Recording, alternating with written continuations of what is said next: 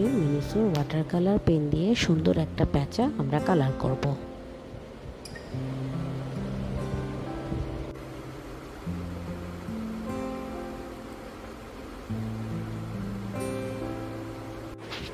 আমরা প্রথমে ব্ল্যাক বর্ডারটা দিয়ে ইয়েলো কালার করা শুরু করব।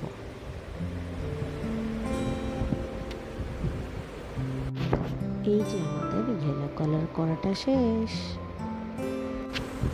ব্রাউন কালারের পা আঁকার পরে কালো কালারের চোখ দুটো আমরা এঁকে নিচ্ছি। বাকি বডিটা ডিপ ব্রাউন কালার করে নিচ্ছি। বর্ডার দিয়ে সুন্দর করে আঁকাটা শুরু করব। এই যে আমার পেঁচা কালার করা শেষ। কেমন লাগলো বলো।